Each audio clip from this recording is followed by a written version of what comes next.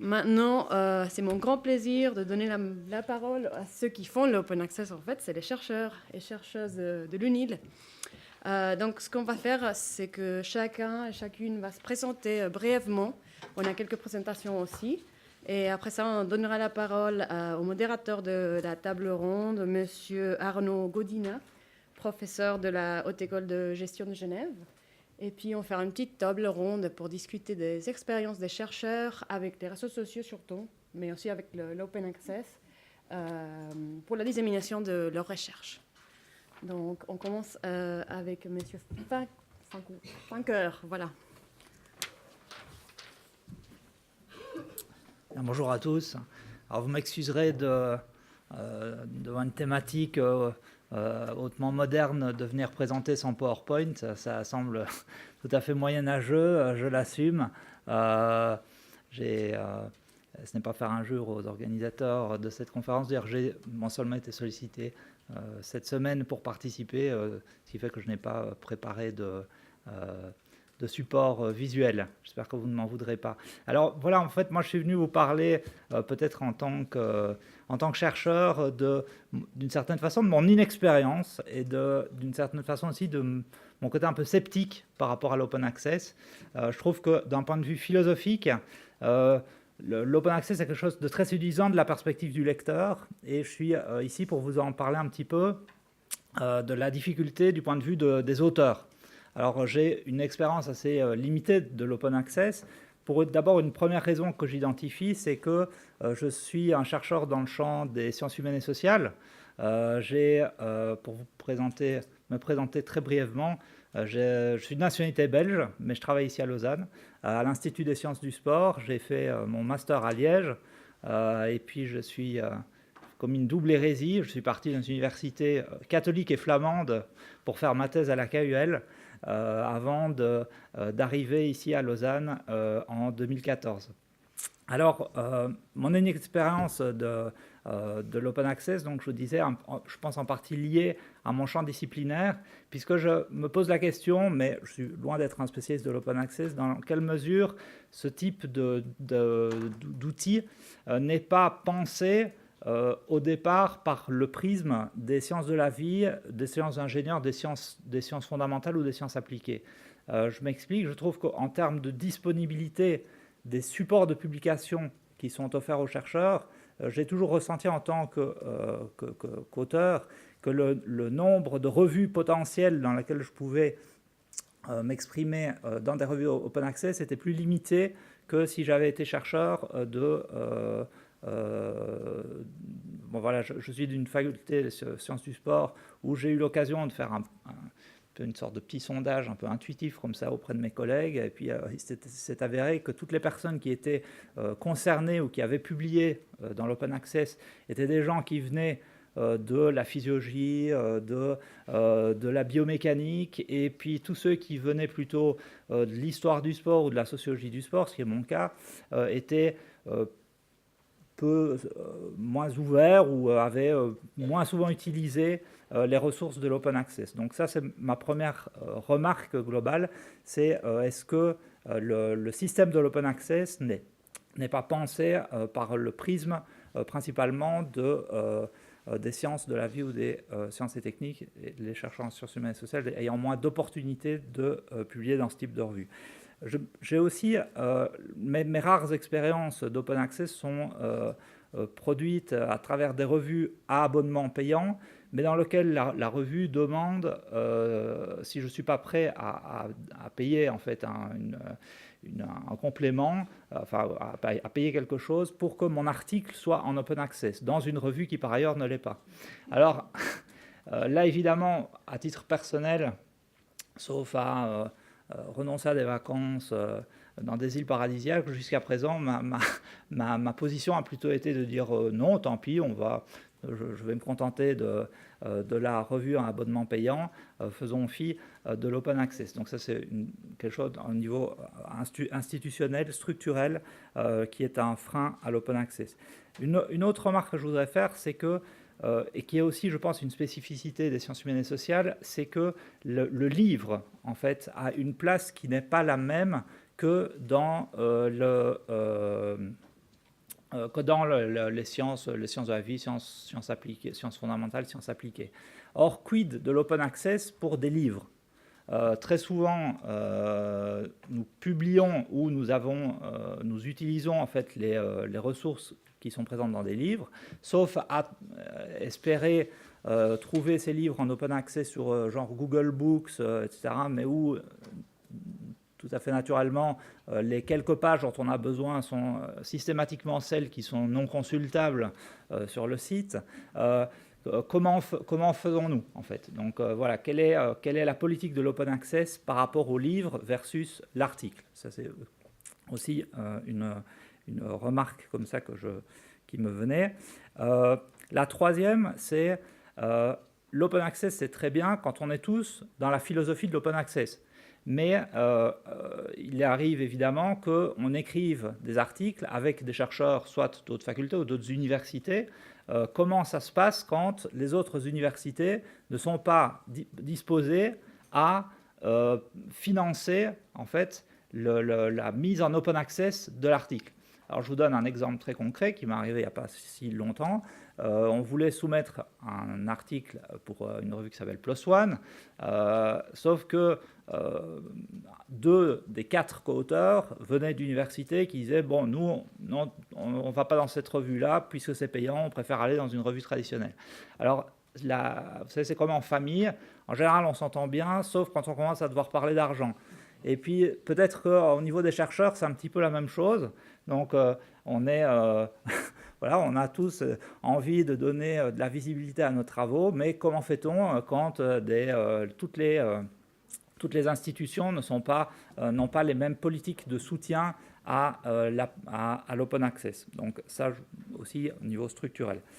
Je voudrais aussi dire, là c'est une réflexion aussi un peu philosophique, je trouve je m'interroge régulièrement sur le sens en fait de l'open access. Est-ce qu'il faut le voir comme, et les 2 versions que je présente ne sont pas nécessairement non compatibles, mais est-ce que c'est la philosophie qui sous-tend l'open access et celle d'une diffusion des savoirs, voilà, quelque chose, une forme de conception vertueuse finalement de la recherche, ou est-ce que à travers l'open access et la visibilité qu'elle donne, l'open access est un moyen de promotion des carrières individuelles. Et je trouve qu'au niveau de la façon dont les chercheurs sont éduqués à l'open access et à la philosophie de l'open access, je trouve qu'au niveau des universités, et puis nous avons des représentants ici institutionnels de ces universités, je trouve qu'il faudrait mieux communiquer et mieux transmettre en fait la philosophie de l'open access qui pourrait être la première, hein, la diffusion des savoirs, parce que trop souvent, je pense, on interprète en tant que chercheur la question de l'open access comme ça va me profiter à moi plutôt que ça va profiter aux autres. Donc voilà, je trouve qu'il y a aussi quelque chose là, une réflexion que dont je souhaite vous faire part. Et puis peut-être la dernière, puis je laisserai parler mes collègues, c'est que je trouve aussi qu'il y a une interrogation sur à nouveau le sens de la diffusion des savoirs, et je trouve que le système universitaire en fait n'encourage pas spécialement la vulgarisation, l'open access n'est pas nécessairement lié à la vulgarisation, mais n'encourage pas nécessairement la vulgarisation à travers notamment toutes les questions d'impact factor qui se posent et qui se posent peut-être aussi avec plus d'acuité dans les sciences de la vie, sciences et techniques, que dans les sciences humaines et sociales où il y a peu de revues en fait qui sont impactées, ce qui pose des questions sur comment se valoriser en tant que chercheur, à nouveau dans un système qui est peut-être vu par le prisme de certaines disciplines et pas d'autres. Et donc, est-ce que l'open access reflète aussi ces questions-là ? Donc voilà, c'est peut-être les quelques réflexions que je voulais vous partager. Donc l'open access, forcément, j'ai envie de dire oui, pourquoi, sur le principe... qui peut être contre, mais de la perspective des auteurs, et de ce que moi, en tout cas, à mon niveau, j'ai pu expérimenter, je trouve que c'est un système qui est plus difficile et dans lequel je n'ai pas encore réellement réussi à prendre pied. Voilà.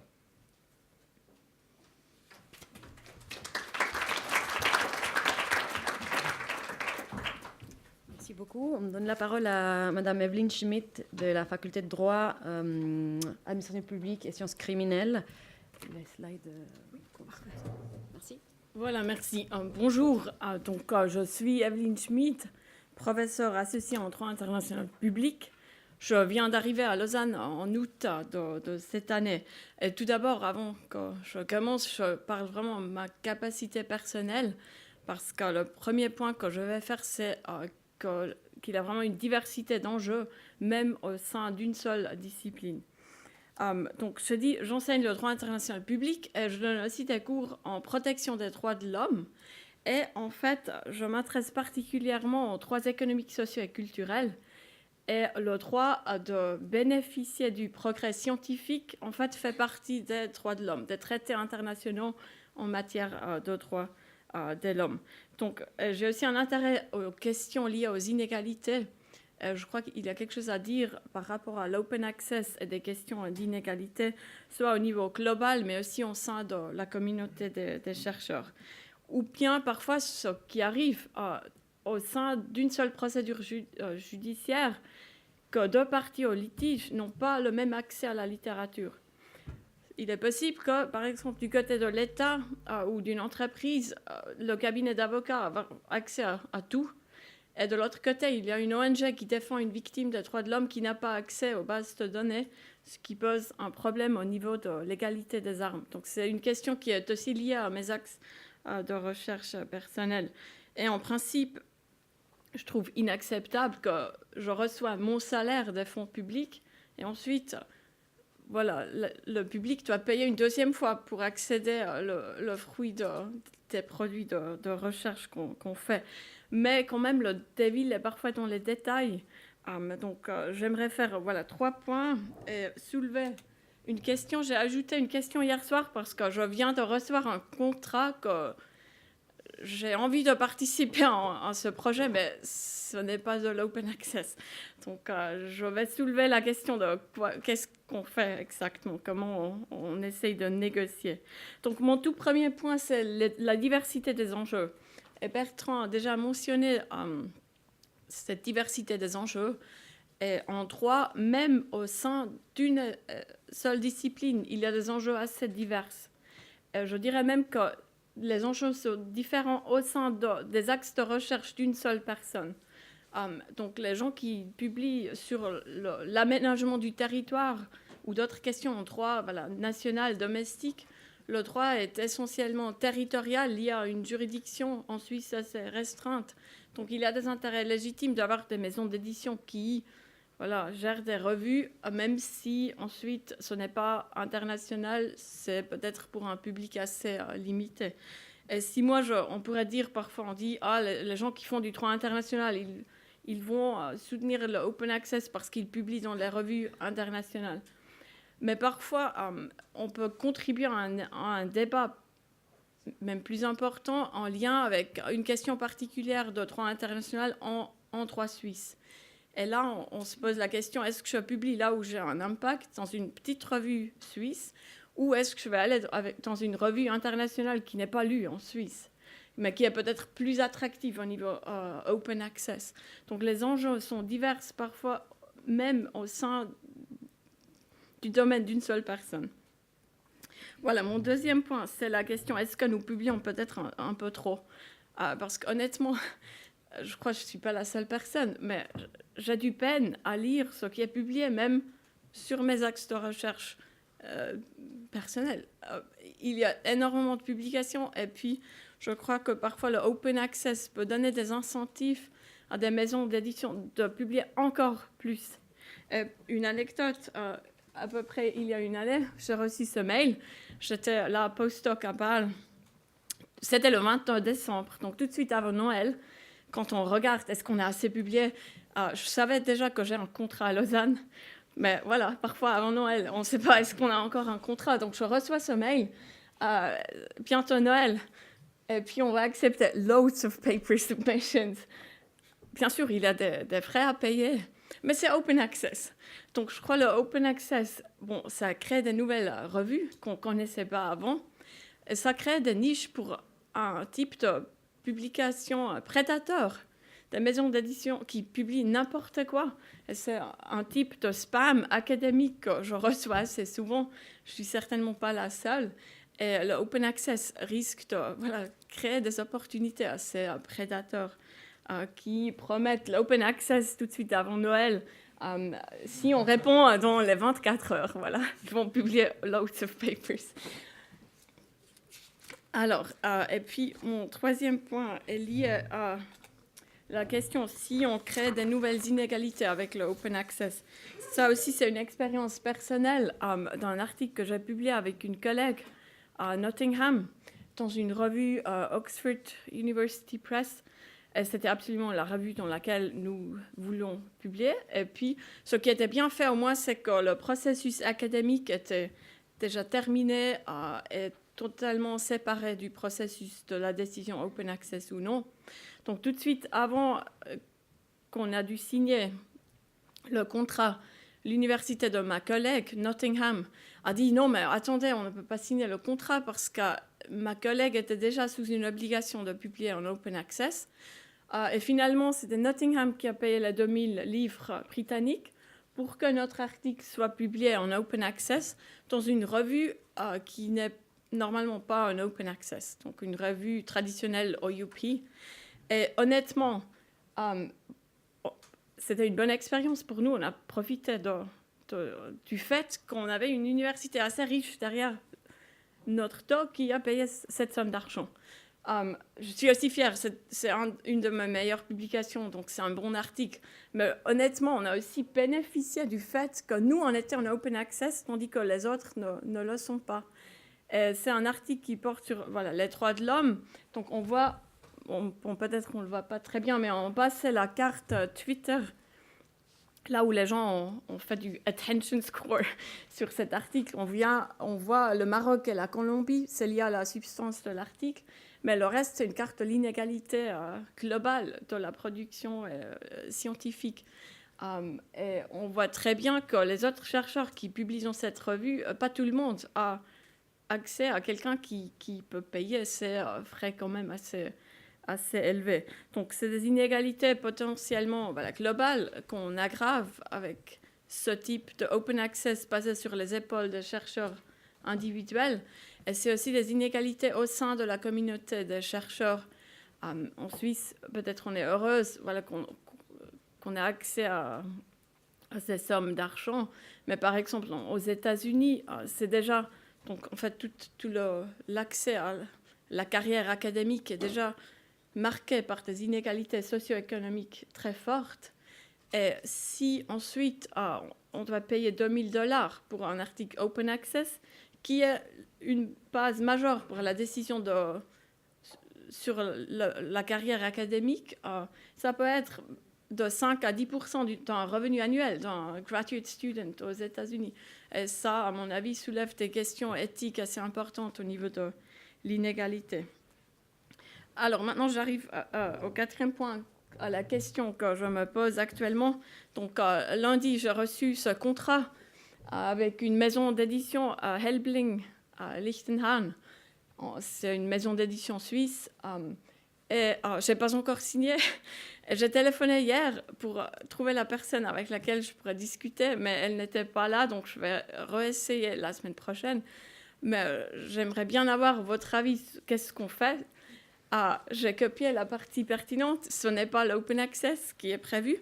Et je dois dire, c'est ni un article ni un livre traditionnel. C'est un commentaire juridique avec énormément d'auteurs. Et je suis une parmi beaucoup. Et je me pose la question, comment je vais négocier comme auteur individuel pour avoir quelque chose qui me permet de faire en sorte que le public puisse accéder à ce que j'ai bien envie de faire. Voilà, donc c'est une question ouverte, mais j'aurais besoin d'une réponse assez rapidement. Voilà, merci.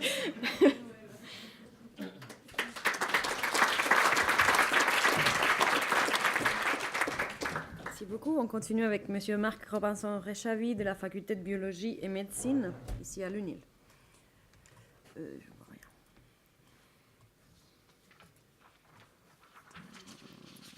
Donc, voilà.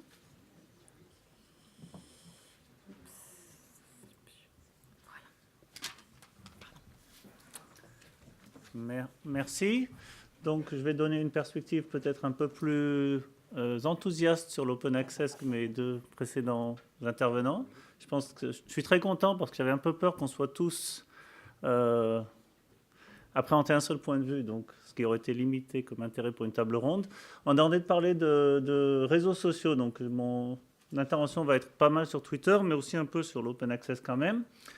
Et je vais commencer par le cas moral sur l'open access, parce que je pense que c'est important, même si ça a été en fait mentionné déjà plusieurs fois par les personnes plus politiques ce matin. Je pense que ça répond en partie aussi à certaines interrogations pratiques. C'est-à-dire qu'à un moment, quand on a un cas moral, en éthique, quand on fait la bonne décision, on a un problème éthique si on a un coût. C'est-à-dire que si de faire la bonne chose, c'est aussi ce qui m'avantage, j'ai pas de problème éthique. Si par contre je dois payer le coût pour mes co-auteurs qui ne peuvent pas le payer, et que je le paye parce que c'est la bonne chose à faire, là, j'ai une décision éthique. Et donc, je pense que la question morale est importante. Je n'ai pas de problème, moi, je paye souvent les frais pour une collaboration où les autres ne peuvent pas les payer, et ça ne me pose pas de problème parce que c'est ce que je pense que je dois faire. De même que je n'ai aucun intérêt à être ici aujourd'hui, parce que finalement, ça n'a pas compté dans mes demandes de fonds, pas compté dans mes demandes de promotion. Donc, si je suis aussi ici, c'est parce que je pense que c'est la bonne chose à faire. Donc, je pense qu'on doit aussi avoir ça à l'esprit. D'autant qu'on est tous des fonctionnaires ici, je pense, et donc, quelque part, on doit avoir une démarche éthique. Donc, ça, je vais aller très vite dessus, parce que ça a été mentionné plusieurs fois ce matin, mais j'avais préparé les diapos il y a quelques jours. Juste que l'open access, finalement, bénéficie à beaucoup de gens. Et c'est facile de penser, oui, mon impact sera plus élevé parce que d'autres chercheurs vont me lire. Et c'est vrai que si je clique une fois et que j'ai l'article, plutôt que de devoir faire une démarche, je le lis plus souvent. Même moi, si j'ai 3 clics à faire, si je dois me loguer, je lis moins. Mais je pense qu'il faut penser à tous les autres publics. Et parfois, j'ai des collègues qui me disent que ça ne sert à rien de publier open access parce que les gens ne peuvent pas lire. Et il y a cette idée qu'il y a les professeurs et les gens. Et les gens, nous formons tous les ans, au niveau mondial, des millions de personnes avec des masters dans nos disciplines, même des centaines de milliers avec des thèses dans nos disciplines qui ne deviennent pas professeurs, mais qui font partie de la société. Nous avons des médecins, nous avons des ingénieurs, nous avons des ONG avec des gens qui ont des thèses. Nous avons beaucoup de gens dans la société qui ont la formation pour lire nos articles. Et nous avons aussi, j'ai mis ici dans cette liste que vous pouvez lire, les malades. Il y a des associations de malades qui se forment eux-mêmes pour comprendre leur maladie et qui cherchent à accéder à la littérature scientifique. Il ne faut vraiment pas sous-estimer la capacité des gens très motivés de comprendre des choses complexes. Parce que si vous avez une maladie ou que votre enfant a une maladie, vous êtes très motivé. Et il vaut mieux que ces gens aient accès à l'information primaire la plus correcte possible et non pas seulement aux bêtises des charlatans. Et les charlatans, eux, il n'y a pas de problème, ils diffusent. Donc je pense que c'est vraiment important de penser qu'on a un cas moral pour beaucoup d'aspects de la société, pas seulement pour les autres chercheurs. Oups, pardon. Bon, ça, je ne vais pas aller dedans parce que ça a été déjà dit. Il y a des perdants dans l'open access, essentiellement des éditeurs privés qui font des bénéfices obscènes. Donc ça a été dit avec force, merci beaucoup. Alors, qu'est-ce qui sont nos obstacles pour la science ouverte? Moi, j'en vois plusieurs, et 2 principaux. Les intermédiaires, c'est-à-dire que pour communiquer avec le public, nous devons passer par des journalistes qui ont des habitudes, et pour communiquer avec nos collègues, nous devons passer par les éditeurs qui ont des habitudes et qui ont leur propre intérêt de journalistes ou d'éditeurs qui ne sont pas forcément ni les nôtres, ni ceux de nos collègues, ni ceux du public. Et nous avons des habitudes à nous. Par exemple, mon collègue dit qu'il publie des livres habituellement. Moi, je publie des articles habituellement. Il y a des articles... Il y a des journaux à fort impact facteur, et en biologie, on est très sensible à cette sirène. Dans d'autres domaines, ça les intéresse moins. Nous avons des habitudes qui font partie de nos obstacles. Donc, quelque part, c'est pour ça aussi que le cas moral est important. Il faut se battre contre nos habitudes. Alors, je voudrais juste... J'ai mis quelques diapos sur la notion de préprint, parce que c'est quelque chose, dans mon expérience, même quand on discute d'open access et que tout le monde est au courant des voies gold et green au sens des serveurs institutionnels, il y a encore beaucoup de méconnaissance de cette voie qui se développe beaucoup. Donc un preprint, c'est quoi? C'est rendre le manuscrit disponible dès avant publication. Je devrais mettre publication en guillemets là, parce que franchement, quand je le rends disponible, je l'ai publié, au sens strict du terme. Je l'ai rendu disponible aux gens pour le lire, et la publication à l'origine, si on imprimait sur une presse, c'est le seul moyen de le rendre disponible. Donc si j'ai rendu mon travail disponible sur Internet, je l'ai publié. Mais pas au sens que ça va être pris en compte dans mon CV, donc OK. Il faut savoir que quand on met sur un serveur preprint, il y a un Digital Object Identifier qui est stable, qui est officiel. Il y a une date de publication. Donc, vous avez, dans les objectifs qui ont été très bien dit tout à l'heure de la publication scientifique, vous avez la date, vous avez la priorité. Vous avez des sites qui sont dédiés, qui sont connus, qui sont sérieux, qui sont soutenus. Le plus ancien, c'est archive.org en physique, mathématiques et informatique, qui existe depuis 1991. Et la physique ne s'est pas effondrée, ça marche très bien. Plus récemment, ça a pris de l'ampleur parce que bioRxiv a été lancé en biologie et nous sommes, pour diverses raisons sociologiques, la plus grosse discipline dans le monde académique, la biologie et la médecine. Et donc, quand nous faisons quelque chose, ça a plus d'impact finalement. Et suite à ça, beaucoup d'autres sites ont été lancés. Donc, il y a ChemArchive, PaleoArchive, AgriArchive, Eco.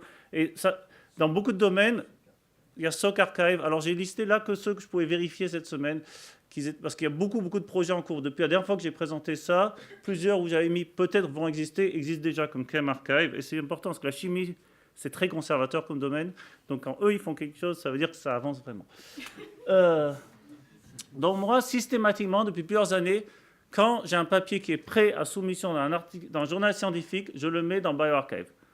Soit au moment de la soumission de l'article à un journal scientifique, soit en amont, quand je veux avoir un retour de mes collègues. Donc, au lieu d'envoyer un mail à 5-10 collègues que je connais en disant « Qu'est-ce que tu penses de ce travail ?», je le mets dans bioRxiv, je le tweet, et j'envoie un mail à 5-10 collègues. Donc, les 5-10 collègues ont accès, mais aussi tous les autres. Et de manière surprenante, peut-être, on reçoit des retours. Pas toujours, mais parfois. Et ça a beaucoup d'avantages. Donc, je peux faire 3 quarts d'heure sur les préprints, ce que je vais vous épargner. Mais parmi les avantages, quand j'ai soumis une demande de financement, donc là, c'est très égoïste comme avantage, au Fonds national suisse pour la recherche en octobre 2016, j'avais du travail qui était prêt, mais pas encore accepté par un éditeur officiel. Et donc, j'ai cité dans ma partie Current State of Research, je n'ai pas juste dit « on a ça en préparation, croyez-moi », j'ai mis les liens vers les préprints, et les experts qui ont jugé ça avaient la possibilité d'aller voir que c'est sérieux. Quand je dis qu'on a ça en préparation, ce n'est pas des blagues, ce n'est pas une promesse, il y a vraiment un travail que je suis prêt à montrer aux gens. Tous ces préprints ont été acceptés depuis, mais au moment où j'ai demandé les fonds, ils ne l'étaient pas. Donc les préprints, c'est, je pense, vraiment une piste très importante. Ça permet que tout le monde puisse lire, c'est gratuit. La date est celle où je décide de publier, c'est très important. Je reprends le contrôle, parce qu'une chose dont on n'a pas beaucoup parlé, dans le mode de publication traditionnel, les éditeurs contrôlent ma communication. Ils décident quand est-ce que c'est accepté, et une fois que c'est accepté, ils décident encore quand c'est publié, ce qui peut prendre des mois. Avec parfois des contrats d'embargo, pour ne même pas en parler. Moi, quand je mets un préprint, il est là, et s'ils ne veulent pas que j'en parle, trop tard. Et ça répond à une partie de la question de ma collègue. Quand vous mettez un préprint et que vous le mettez sous CC BY, Creative Commons,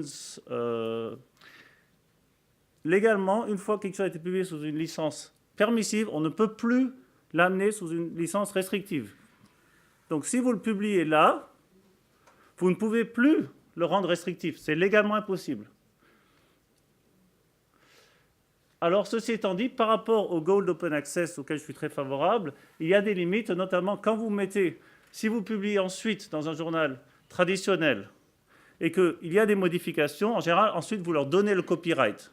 Donc, le Green Open Access, pour moi, il a des limitations parce que le vrai Open Access, ce n'est pas que le droit de lire, c'est le droit d'accéder, de modifier, de faire du text mining, d'utiliser dans Wikipédia, etc. Donc maintenant, on m'a demandé à l'origine de parler de réseaux sociaux. Donc je vais parler de réseaux sociaux. Voilà mon handle Twitter en bas. Je suis légèrement actif. Donc Twitter, je m'en sers pour beaucoup de choses. À nouveau, j'ai déjà fait 3 quarts d'heure sur Twitter, donc je vais vous épargner ça. Juste quelque chose. Pourquoi est-ce qu'on sert Twitter ? Souvent, les gens ont l'image, les réseaux sociaux, ça sert à partager son repas et les photos de son chaton. Ce qui est sympa, mais ce n'est pas de ça que je vais vous parler. Je m'en sers pour la science. Et je veux être clair, je m'en sers que pour la science. Donc je suis sans pitié pour me désabonner de gens qui parlent de science, mais aussi de politique de leurs chatons, des matchs de sport de leurs enfants. Je m'en sers pour trouver des références scientifiques, pour interagir avec d'autres scientifiques, pour interagir avec des journalistes scientifiques. Ça fait partie de notre mission scientifique, donc ce n'est pas de la science qu'au sens strict, mais c'est entièrement professionnel. Et ça me sert toutes les semaines professionnellement. Par exemple, Là, j'ai un exemple un peu ancien de réseautage, mais j'avais déjà la diapo, donc l'interface Twitter a changé pour ceux qui connaissent. Mais je me demandais, pour un cours que je fais en bachelor, est-ce que je dois continuer à parler d'une technique qu'on n'utilise plus en recherche, mais qui avait des bases importantes? Et plusieurs collègues m'ont répondu, y compris un collègue de l'Université de Zurich qui a expliqué pourquoi lui pensait que c'était important, a écrit un billet de blog dessus dans son wiki, et ensuite j'ai pu rediffuser ça, et puis prendre en compte comment je continue à faire mon cours avec l'avis de gens qui enseignent cette même discipline en Suisse, aux États-Unis, ailleurs. Ça peut servir à trouver de l'information. À nouveau, un exemple d'enseignement. Nous sommes en train d'ajouter davantage de programmation dans le bachelor de biologie, et je voulais savoir quelle était la situation dans d'autres bachelors de biologie dans le monde. Et donc, j'ai demandé aux gens de remplir un Google Spreadsheet, et j'ai eu des retours de toutes sortes de pays. Il se trouve, par un hasard total, c'est pas exprès, que quand j'ai pris cette série d'écran, il y avait le curseur sur Belgium. Mais c'est un hasard.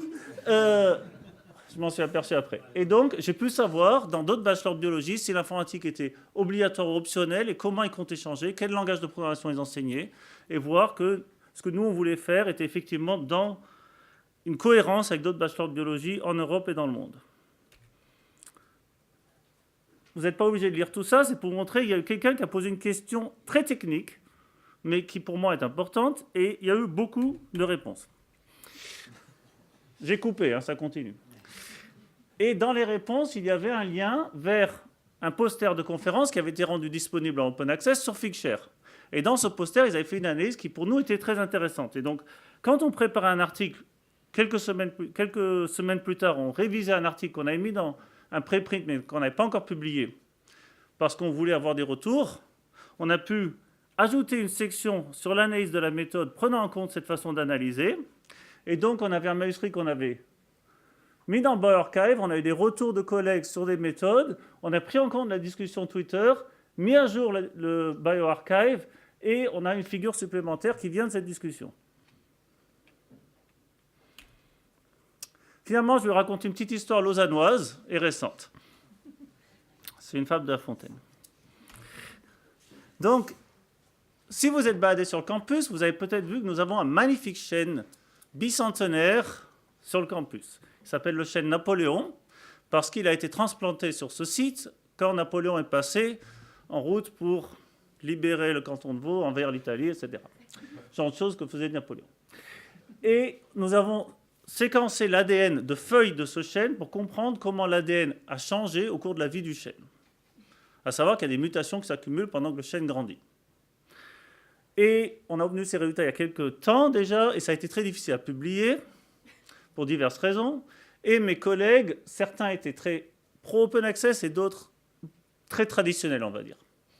Et donc, après quelques bagarres, ils ont accepté qu'on a fait un compromis, on l'a soumis dans un journal traditionnel fermé, mais on a mis un préprint sur bioRxiv. Ça a été mis le 13 juin.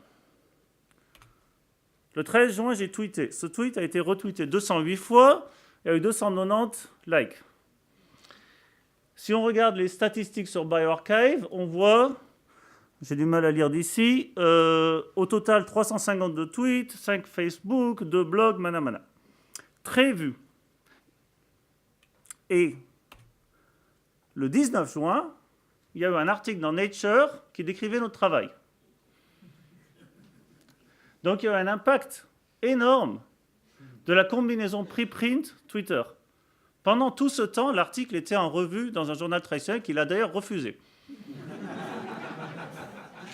Donc, pendant ce temps, l'impact de la voix traditionnelle était à 0. Preprint plus Twitter, des milliers de gens l'ont vu, et j'ai eu des retours de collègues, c'est incroyable, américains, russes. Des étudiants de mon groupe sont venus me dire « Ah, j'ai un copain à Moscou qui m'a dit « Mais c'est comme ça qu'on devrait faire de la science, c'est trop cool votre truc. » On a eu une visibilité énorme. Et maintenant, l'article sort ce mois-ci dans Nature Plant Science. Mais donc, cette combinaison, elle fonctionne vraiment. Et j'ajouterai que j'ai entendu, je n'ai pas mis ça par écrit, mais 2 des auteurs, un collègue et moi, avons été contactés par des Français qui avaient fait exactement la même chose. Ils avaient séquencé l'ADN de 2 feuilles d'un chêne, trouvé peu de différences, comme nous. Comme nous, ils avaient du mal à le publier parce que c'était un résultat négatif, et ça, c'est une discussion pour un autre jour, mais publier les résultats négatifs, c'est difficile. L'étudiant là-bas avait essayé de convaincre son chef de mettre un préprint, mais son chef ne voulait pas, parce qu'il avait peur d'être scoopé. Nous avons mis un préprint, et ils ont été scoopés. Par notre préprint. Donc, s'ils avaient mis un préprint avant nous, c'est nous qui aurions été scoopés. L'article dans Nature parlerait de leur chaîne et pas d'une autre. C'est très important, parce qu'un des soucis de mes collègues sur les préprints, c'est ça, c'est « mais je vais être scoopé ». Non, vous avez une date officielle, c'est à vous. Voilà, merci.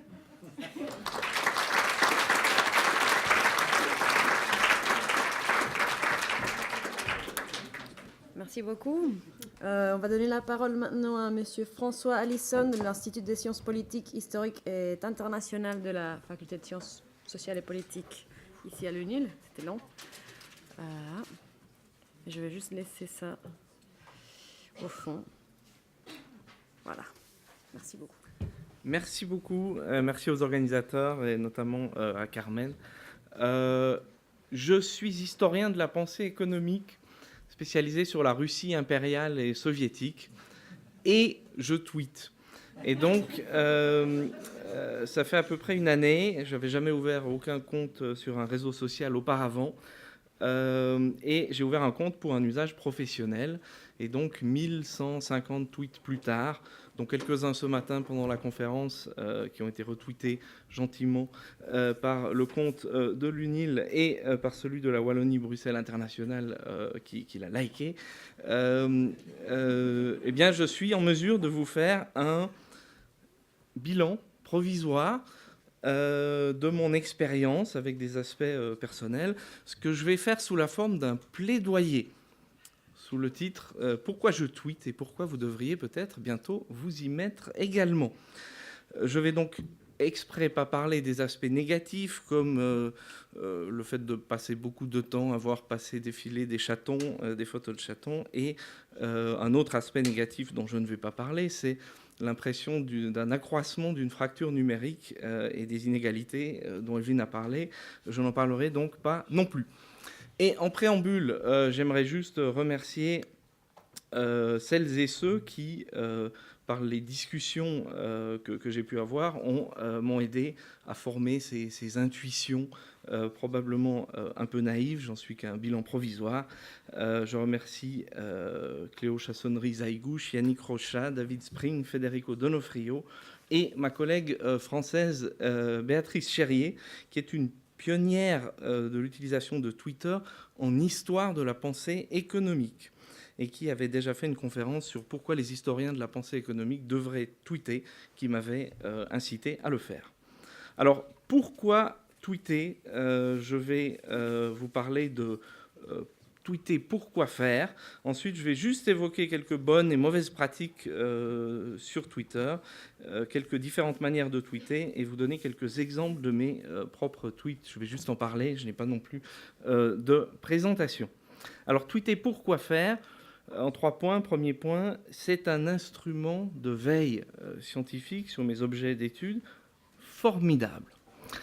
Formidable parce que l'information circule très vite, il y a des retweets chaque fois qu'il y a la parution d'un nouveau livre, l'annonce d'un événement, d'une conférence, un appel à communication, une offre d'emploi, eh bien on est immédiatement informé. C'est la force des liens faibles qui fait que j'avais l'impression avant d'être sur Twitter que j'avais des collègues très intelligents, très informés, qui avaient un aide de camp le matin qui les informait de tout ce qui se passait dans le monde. Et maintenant, j'ai l'impression d'être passé de l'autre côté. Je suis informé, des fois très en avance, de certaines choses. Alors, quelle différence, me diriez-vous, ça fait avec d'autres manières de s'informer, de faire de la veille, par exemple, s'abonner à des listes e-mail ? Eh bien, c'est que cette veille-là est plus passive. Et sur Twitter, on peut faire une veille un peu plus active. On peut évidemment faire des recherches par mots-clés, mais ce n'est pas de ça dont j'aimerais parler, c'est plutôt l'usage malin et astucieux des diverses possibilités offertes par Twitter, d'avoir des listes privées ou d'autres outils pour faire une veille sur la base de veilleurs que l'on aura préalablement sélectionnés et identifiés comme étant des gens qui ne retweetent que des informations qui nous paraissent intéressantes. Et ainsi, sur les centaines de milliers de tweets chaque jour sur Twitter, dont déjà 90% sont à jeter immédiatement, on arrive très vite à se réduire aux quelques informations qui nous intéressent. C'est bien sûr un principe donnant-donnant. Si on ne fait pas soi-même de la veille et si personne d'autre le fait, ce type de fonctionnement ne marche pas. Et ça ne marche pas qu'avec des veilleurs passifs qui ne font que retweeter de l'information. Il faut nourrir Twitter de l'extérieur. Ça ne marche pas exclusivement en vase clos. Donc la veille, c'est important, mais pourquoi faire ? Pourquoi faire ? Parce que cette veille, ce n'est pas que de l'information, ce n'est pas, par exemple, que l'information qu'un article a été publié. Ça vient souvent dans un écosystème, dans des communautés qui s'interfacent et dans lesquelles ces informations viennent avec des commentaires, des interprétations. Et ceci, c'est autre chose que de dire... Boltanski a publié un nouvel article, voici le lien, d'ailleurs si vous cliquez dessus il ne sera pas en open access et donc vous aurez quelques soucis. C'est autre chose de dire Boltanski a publié un nouvel article dans lequel il renie tous ses anciens écrits. Ça c'est la méthode du teaser qui donne envie aux gens d'aller suivre et de poursuivre la discussion. Ou alors vous pouvez faire des tweet storms dans lesquels en 15 fois 280 caractères, désormais, vous pouvez raconter tout ce que vous pensez de bien ou de mal sur cet article. Alors, Twitter, je l'utilise surtout pour entrer en dialogue avec à l'intérieur de mes communautés. La communauté principale à laquelle je m'adresse, et la plupart de mes tweets, c'est la communauté internationale des historiens de la pensée économique. On constate aujourd'hui, c'est très récent, mais que presque dans chaque laboratoire, il y a au moins une personne sur Twitter. Et donc que ça vaut la peine, si on organise des choses juste dans mon laboratoire, de le rendre disponible, d'informer ce qui se passe sur Twitter, parce que quand on a un petit séminaire avec 5-6 spécialistes quelque part, on a, pendant la séance, parfois des questions d'un autre laboratoire que l'on peut immédiatement répercuter. Ça permet aussi de connaître des personnes avant même de les rencontrer dans les conférences, donc il y a des interactions sympathiques. Je tweete également dans d'autres disciplines connexes, comme toutes les études russes. Chacun choisit ses cercles dans lesquels il fait circuler l'information. Et aussi en termes de la communauté universitaire. Dans ma communauté, on a un community manager, David Spring, qui est formidable si on sait lui parler. C'est-à-dire qu'énormément de collègues chercheurs à l'Université de Lausanne qui tweetent n'utilisent pas des hashtags pertinents ou des @unil. @unil, c'est beaucoup mieux que unil parce que le tweet dans lequel j'annonce cette table ronde ce matin a déjà été retweeté par l'unil. Merci David. Et outre ces dialogues à l'intérieur des communautés, eh bien, je pense que c'est surtout le dialogue à l'extérieur de sa communauté qui est la chose à viser. C'est le but, mais ça implique d'avoir une communauté qui fonctionne bien. Je vais vous donner quelques exemples. Dialogue avec d'autres disciplines, dans mon cas, ça serait les économistes, les politologues, les historiens, mais c'est plutôt la question de la communication avec le grand public et la presse, dans lequel je pense qu'on a, nous, historiens de la pensée économique sur Twitter, un rôle à jouer. Je vais vous donner un exemple. J'ai des collègues, je ne vais pas donner leur nom, qui lisent la presse, grand public, et se plaignent du fait qu'un journaliste a fait des erreurs, n'a rien compris. Voire pire, il va s'en plaindre sur Twitter. Alors que ce que l'on devrait faire, c'est proposer nos services, expliquer aux journalistes comment notre communauté est organisée. Et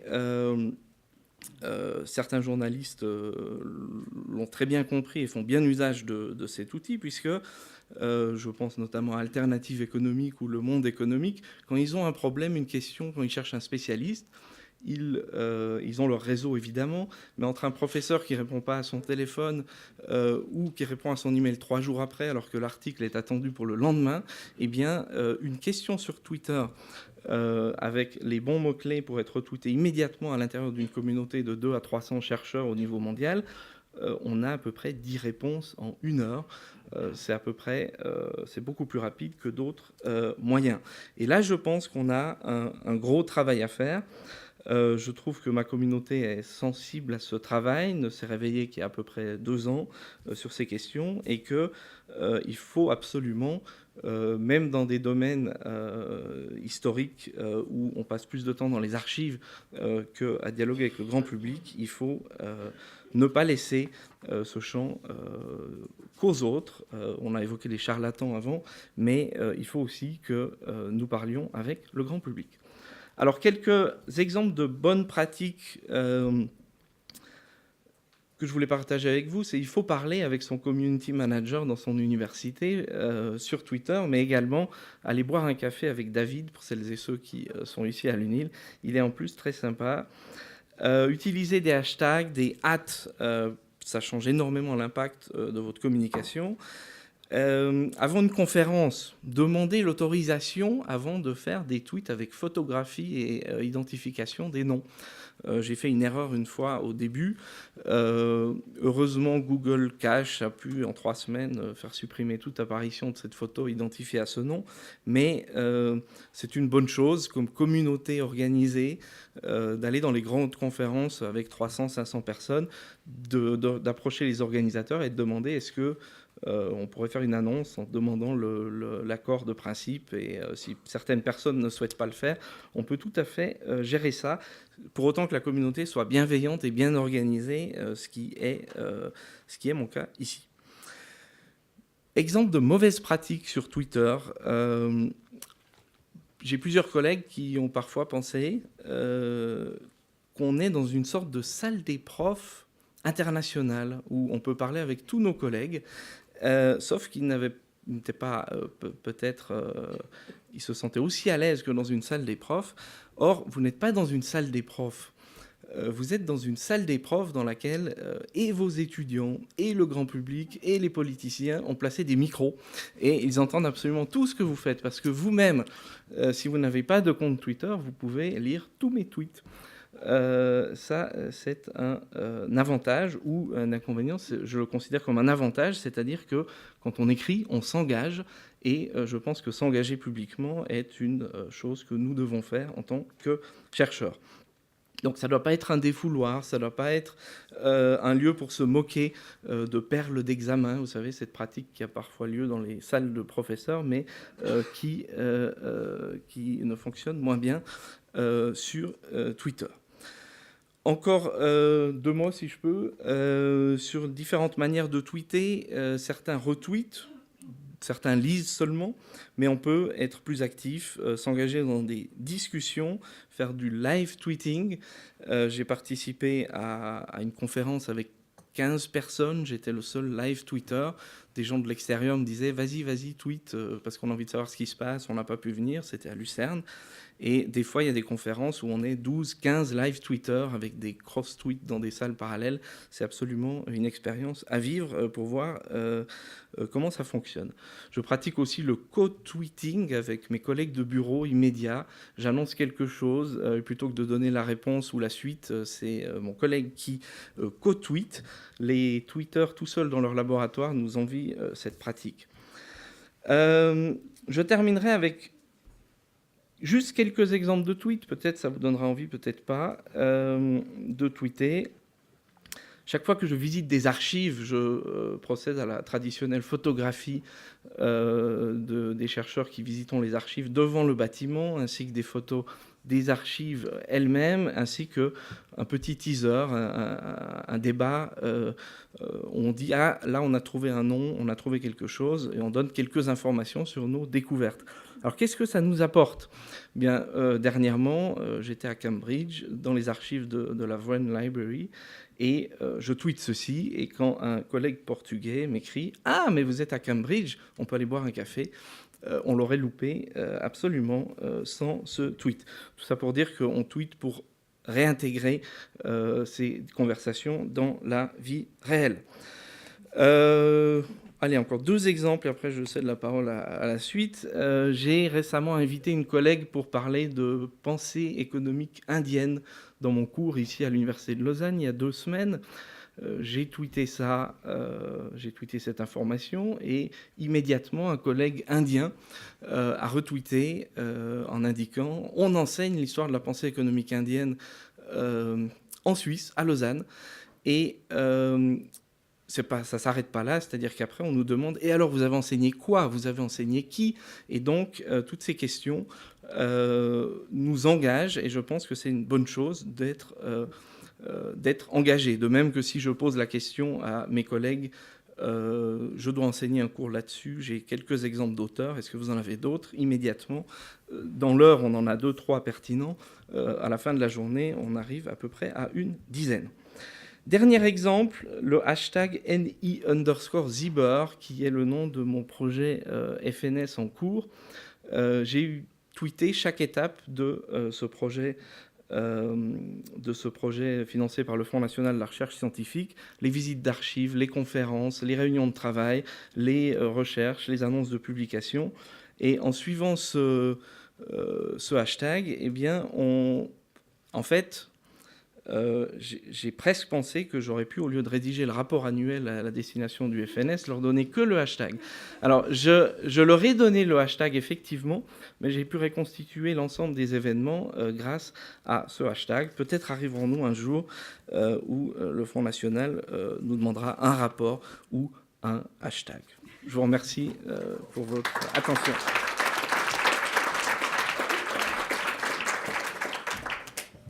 On passe à la dernière intervention avant de la table ronde. C'est Monsieur Jean-Louis Génard de l'Institut de sociologie à la faculté de sciences sociales et politiques.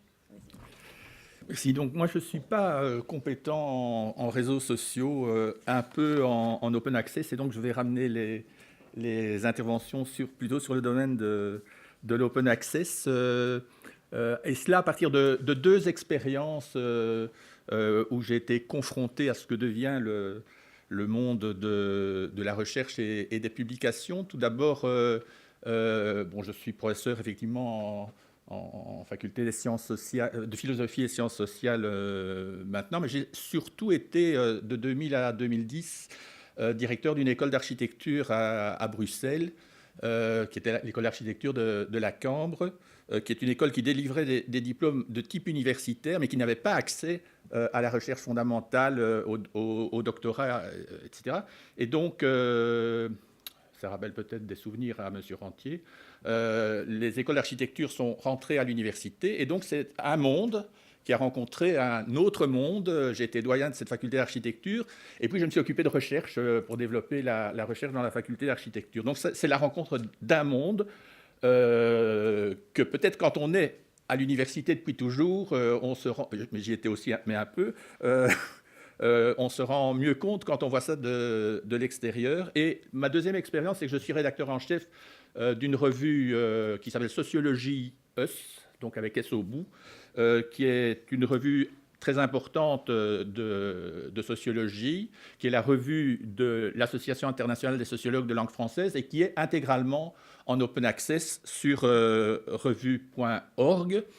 Et si vous regardez sur les taux de visite sur revue.org, c'est une des revues qui est assez haut dans le hit parade. Donc en octobre, je viens de regarder 64 000, enfin un peu plus de 64 000 visites en octobre, et on arrive à 67 000 en novembre, ce qui est beaucoup par rapport à revue.org. Et on se pose plein de questions, notamment la question de savoir si il ne faudrait pas passer à la publication de livres en open access parallèlement à la revue. C'est une revue donc, qui a choisi d'être en open access, mais avec peer reviewing et avec un réseau d'évaluateurs très robustes, comme on dit, parce que c'est la ISLF.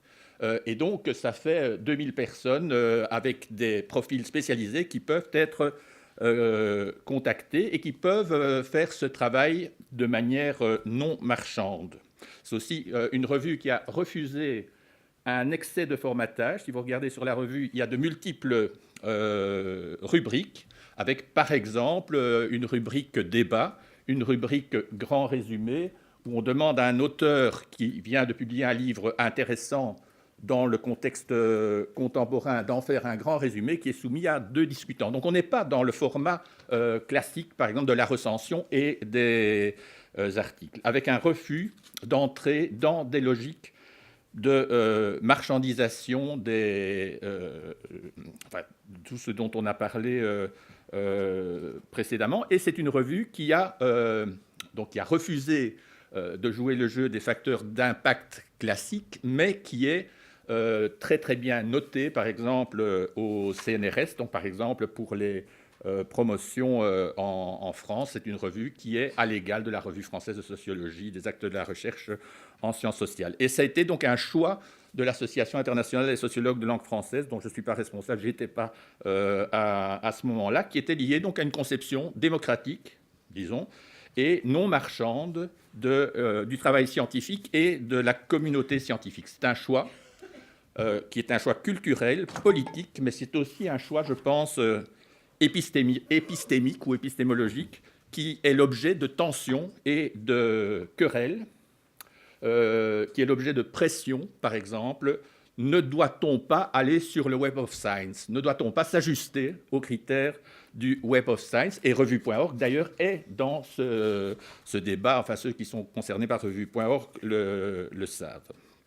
Alors, comment comprendre cette situation? Donc, comme je suis sociologue, j'ai essayé de faire un peu de sociologie de l'open access en espérant que ça ne soit pas de la sociologie à 2 balles, parce que ce n'est pas ma spécialité.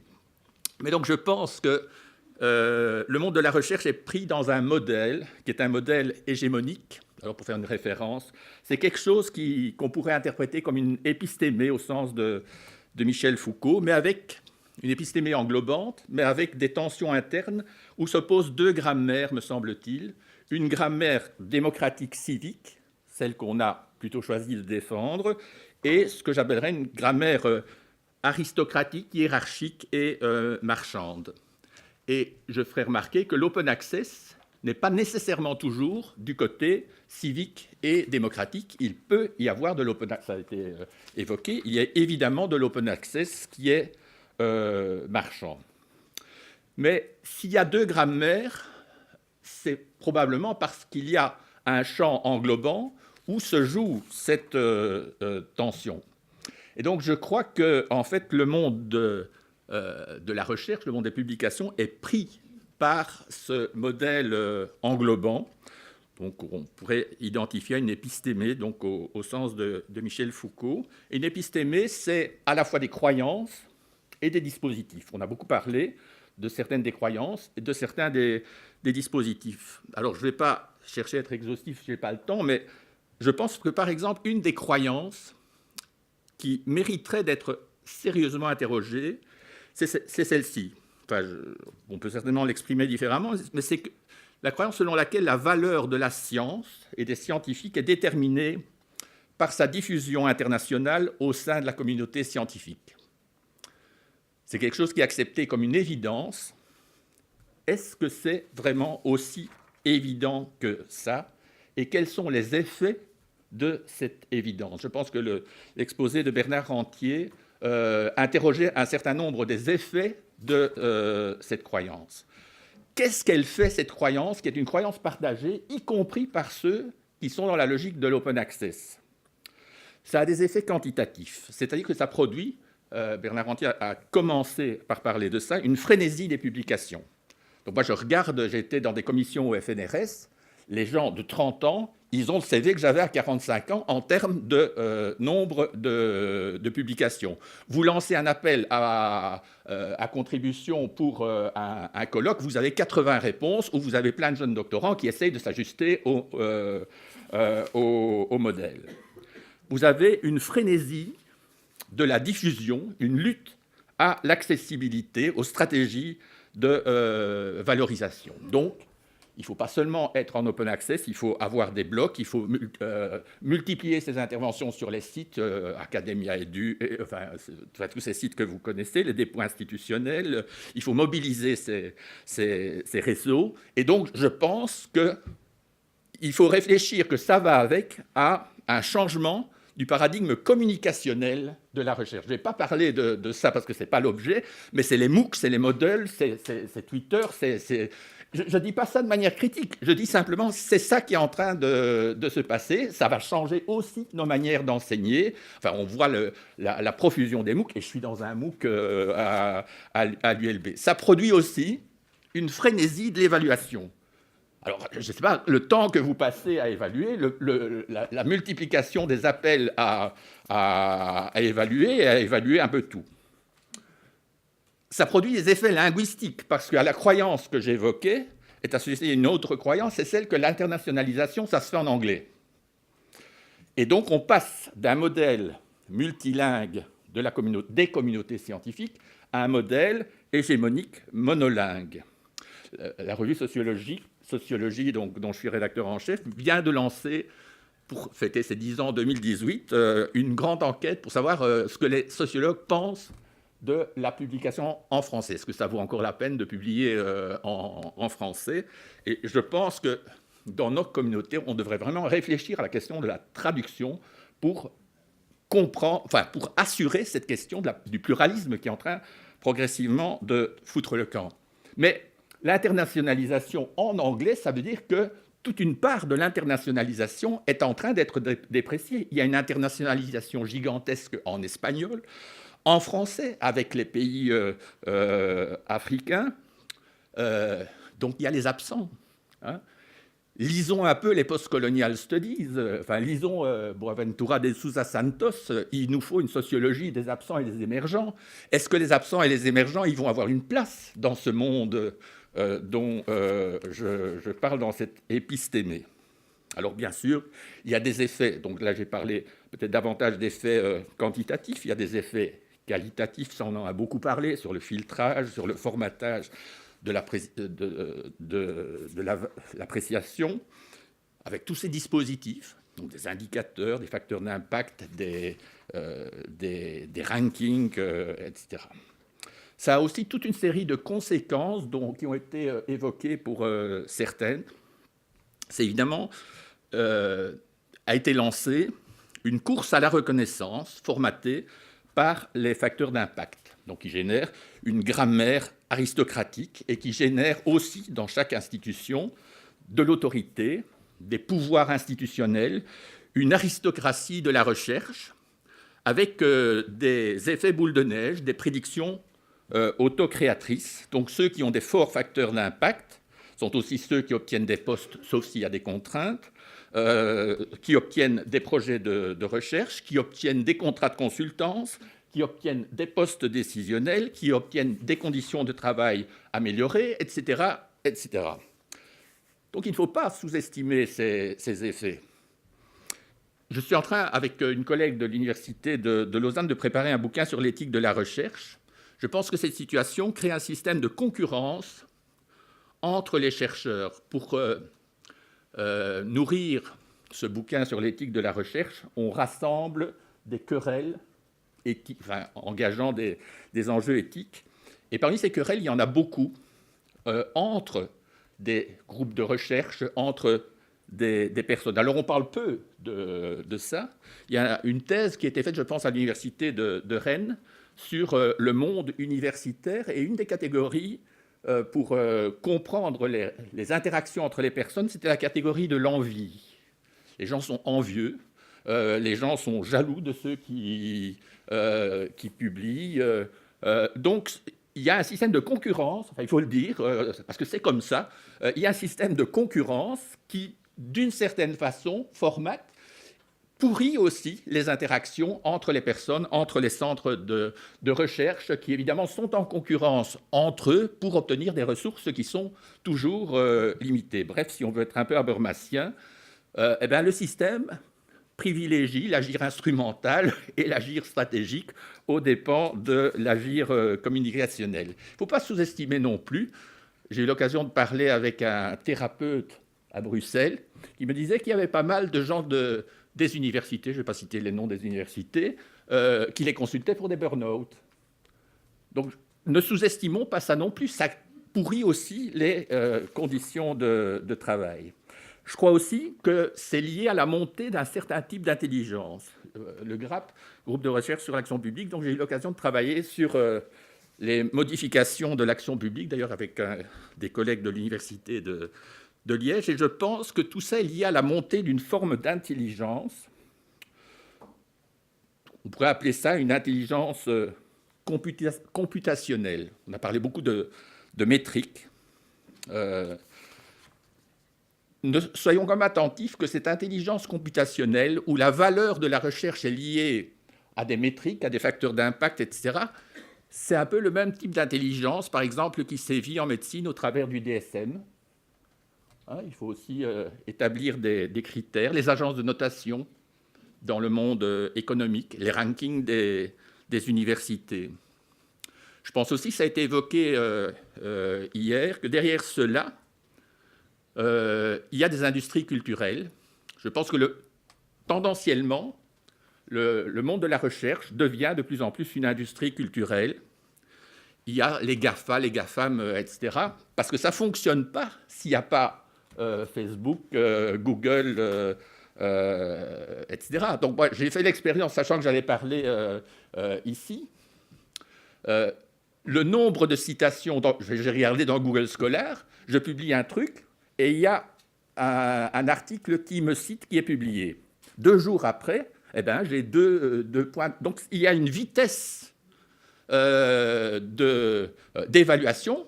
On est dans l'immédiateté. Donc, ce système ne fonctionne qu'avec cet arrière-plan infrastructurel, Google, toutes ces choses-là. Donc, nous devenons dépendants.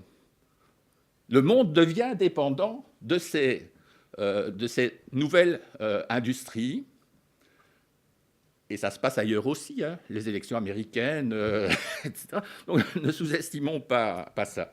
Alors, si je fais référence aux politiques publiques, eh bien, on parle de gouvernance algorithmique, par exemple, aujourd'hui, et de gouvernance par indicateur.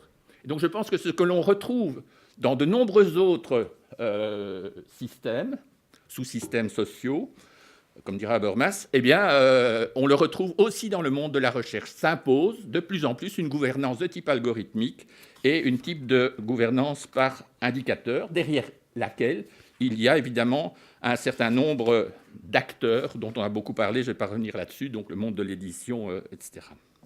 Je crois que les pouvoirs publics ont une responsabilité colossale par rapport à ça. C'est de l'argent public qui est derrière la recherche. Que peuvent faire les pouvoirs publics par rapport à cela?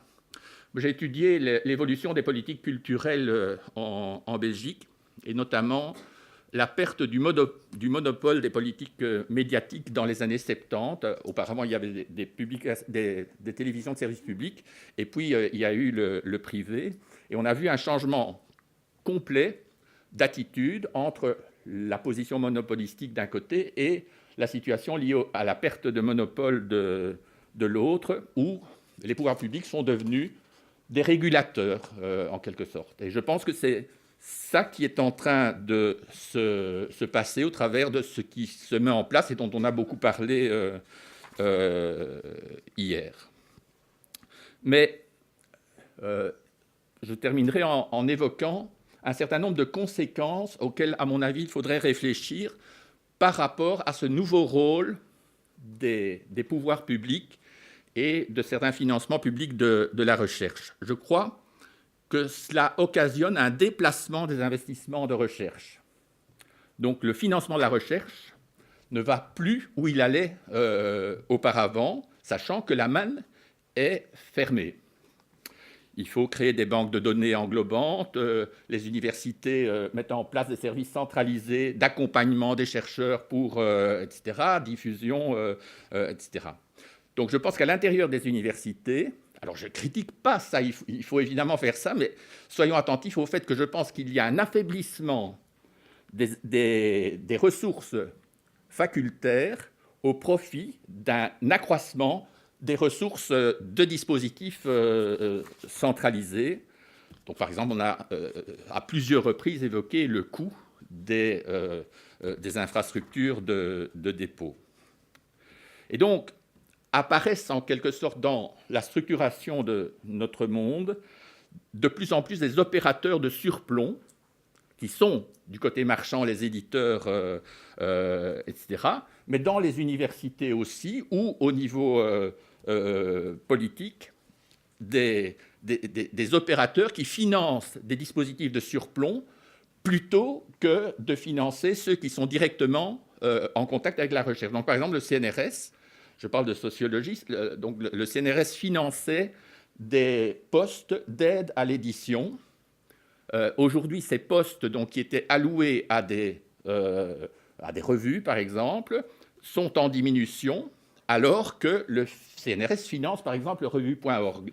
Donc il y a un déplacement, en quelque sorte, des financements vers des plateformes. Et donc, la gouvernance publique, qui sont publiques, a tendance à devenir de plus en plus une gouvernance de type réticulaire. Il y a de plus en plus d'acteurs et la gouvernance publique se donne d'abord des tâches de coordination, des tâches d'organisation de plateformes, et je le répète, dans un contexte où les moyens sont limités, et donc où les moyens proportionnellement s'affaiblissent pour les facultés. Donc il y a un effet qui était évoqué de déplacement des finances lié à la marchandisation, mais je pense aussi lié aux politiques publiques. Et tout cela, je vais peut-être m'arrêter, j'ai dépassé le temps.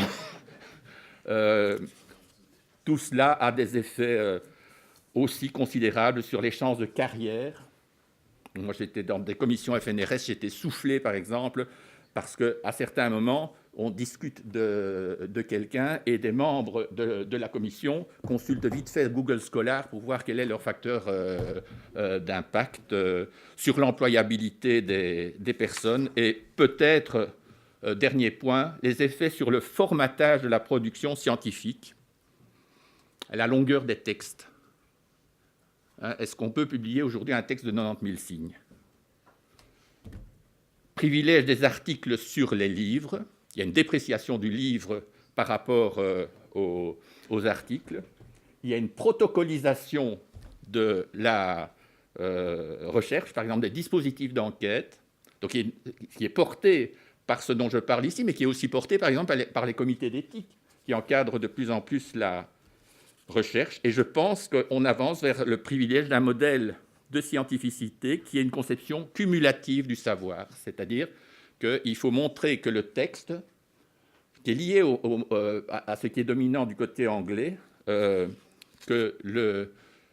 l'article, le bon article, est l'article qui discute l'état de l'art et qui apporte son petit plus par rapport à l'état de l'art. Je crois que tout ça affecte gravement le pluralisme de la recherche, pluralisme des acteurs, pluralisme des langues, pluralisme des épistémologies.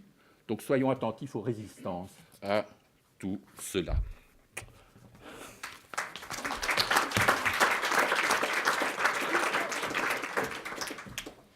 Merci beaucoup. Nous arrivons donc au moment de la table ronde qui s'annonce très intéressante. Il y a un petit changement par rapport au programme. Monsieur Yang Luang ne pouvait pas être là, mais Monsieur Godinin a très aimablement accepté de le remplacer.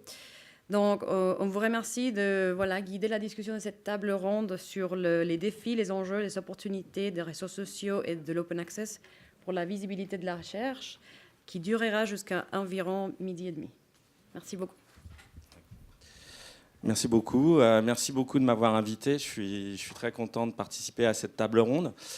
Donc, je suis a priori professionnel des sciences de l'information et je me disais, je sais déjà un peu tout. Eh bien non, j'ai appris beaucoup de choses aujourd'hui, notamment les différences entre les disciplines. Franchement, j'espère que vous partagez cette impression. Les présentations ont été très riches. Et donc je voulais partager déjà ce premier sentiment. En fait, j'aimerais aussi vous faire participer à une petite enquête un peu. Vous avez vu dans ces présentations, peut-être vous avez remarqué, des altmétriques. Peut-être vous en avez parlé déjà précédemment, c'est ces métriques alternatives qui permettent de mesurer la science. On a vu les exemples de Twitter, on a vu les exemples de Mendeley, mais surtout de Twitter. Moi, je vous propose de faire des old métriques, c'est-à-dire la vieille façon de faire des métriques, c'est en vous posant des questions et en levant la main. Et j'ai quelques questions comme ça pour vous faire participer. Qui parmi vous utilise Google Scholar ou Google pour chercher de l'information scientifique sur le web? Donc, vous pouvez lever la main, bien entendu. Hein. Donc, voilà, c'est ce que la littérature donne, en effet. Donc, c'est assez juste. Maintenant, qui a renseigné son profil sur Google Scholar? Ah, je suis un peu étonné. Je pense qu'il y aurait plus de personnes. OK. Donc, on a vu qu'à partir de la dernière intervention, que c'était quand même quelque chose d'assez important. Alors après, on peut avoir des positions vis-à-vis de Google. Hein. C'est assez juste. Encore quelques petites questions. Qui dispose d'un compte Twitter? Moi, je dispose aussi. OK. Donc, quand même pas mal de personnes. Et qui utilise Twitter dans le milieu professionnel, on va dire. On a certainement beaucoup de chercheurs, donc c'est à peu près la même chose. OK, très bien. Donc, peut-être une dernière question qui m'est venue. Et qui voudrait maintenant, au vu des présentations, utiliser Twitter pour partager sa recherche avec le monde entier? Ah, on ne vous a pas convaincu tant que ça. Hein. OK. Alors, je vous remercie pour ce petit exercice. Je pense qu'on peut commencer là-dessus à débattre. Est-ce que, à votre avis, au vu des présentations, on peut dire qu'il est important d'utiliser les réseaux sociaux aujourd'hui? Alors, je ne sais pas, peut-être. J'ai vu que M. Romasson-Récavy a plus de 18 000 tweets et 2325 abonnés. Alors, c'est exact. C'est comme les impact factors ou n'importe quelle autre métrique, ça dépend du domaine. Donc, pour quelqu'un dans mon domaine, j'ai un nombre moyen, pas très élevé, d'abonnés. Donc, si on regarde des gens qui tweetent beaucoup en génomique ou en bioinformatique, ils ont beaucoup d'abonnés. Donc, ça dépend aussi de la taille potentielle du domaine derrière. Oui. Donc, il faut pas... Donc, on a vu des différences aussi suivant les domaines, et ça se retrouve dans les réseaux sociaux, en effet. Après, vous dites réseaux sociaux, on a entendu parler que de Twitter. Je suis d'accord. Personnellement, j'utilise pas Facebook aussi pour des raisons éthiques.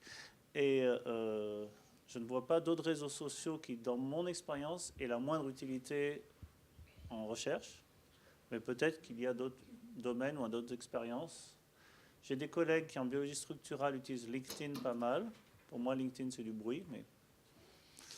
Donc, je ne sais pas, est-ce qu'il y a d'autres domaines où d'autres réseaux sociaux que Twitter sont utiles? Je pense qu'il y a quand même ResearchGate qu'on a utilisé, même si c'est en train de retirer toutes les notices. Il y a pas mal de chercheurs qui utilisent ResearchGate ou academia.edu. Oui, c'est assez vrai. Alors, pour rebondir sur LinkedIn particulièrement, moi, je trouve que par rapport à l'open access, c'est assez antinomique, personnellement, puisque les réseaux sociaux sont quand même des silos. Et LinkedIn particulièrement, je ne sais pas si vous êtes au courant, vos profils publics ne sont plus vraiment publics. Vous pouvez accéder aux profils publics quand vous connectant à LinkedIn. Et ils ferment de plus en plus les choses. On ne peut plus avoir, pour les programmeurs, accès aux données. Et on voit Twitter, quelque part, qui est le système le plus ouvert, qui aussi a...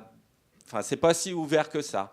Donc, open access, réseaux sociaux, je trouve qu'il y a des modèles quand même assez différents.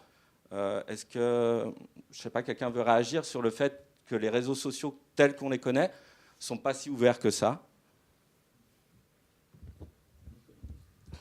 Oui, non, je voulais juste ajouter un autre réseau social encore par rapport à cette question de l'ouverture ou de la fermeture et des aspects politiques aussi au sens des réseaux sociaux. C'est-à-dire que je travaille sur la Russie et en Russie, la plupart de mes collègues n'utilisent ni Twitter ni Facebook, surtout ces dernières années, parce que c'est américain.